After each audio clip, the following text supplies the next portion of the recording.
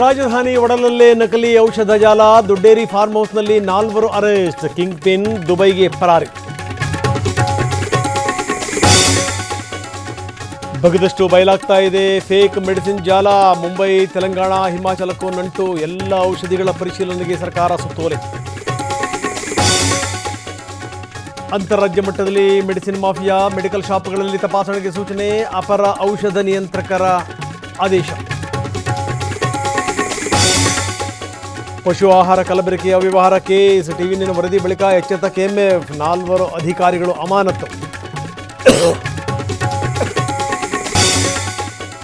MUDA site ಹಂಚಿಕೆ ಹಗರಣಕ್ಕೆ twist, 2,000 ಕೋಟಿಯ 1,100 ನಿವೇಶನಗಳ ಹಂಚಿಕೆ ರದ್ದು. ಪ್ರತಿಪಕ್ಷಗಳ ಹೋರಾಟಕ್ಕೆ ಜಯ ಅಂತೂ ಬಿಜೆಪಿ. ಮೋದಿ ಸರ್ಕಾರಕ್ಕೆ ಕಾಂಗ್ರೆಸ್ ಸಿಡ್ಡು, ಒಂದೇ ಮಾತರಂನ 2 ಪ್ಯಾರಾ ಮಾತ್ರ ಹಾಡಲಿಕ್ಕೆ ನಿರ್ಣಯ.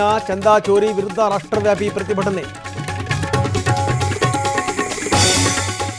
ದಕ್ಷಿಣ ರಾಜ್ಯಗಳ ಸಿಎಂಗಳ ಜೊತೆ ಅಮಿತ್ ಶಾ ಸಭೆ, ಚೆನ್ನೈನಲ್ಲಿಂದು ಸಿಎಂ ಡಿಕೆ ವಿಜಯ್ ಮುಖಾಮುಖಿ. ಕಾವೇರಿ ಕಲಹ ಪ್ರಸ್ತಾಪ ಸಾಧ್ಯತೆ. ನಾಳೆ ವರಮಹಾಲಕ್ಷ್ಮಿ ಹಬ್ಬದ ಸಂಭ್ರಮ, ಮಾರುಕಟ್ಟೆಯಲ್ಲಿ ಹೂ ಹಣ್ಣು ಖರೀದಿ ಜೋರು. ತೆರವಾದ ಸ್ಥಳಕ್ಕೆ ವ್ಯಾಪಾರಿಗಳ ಲಗ್ಗೆ.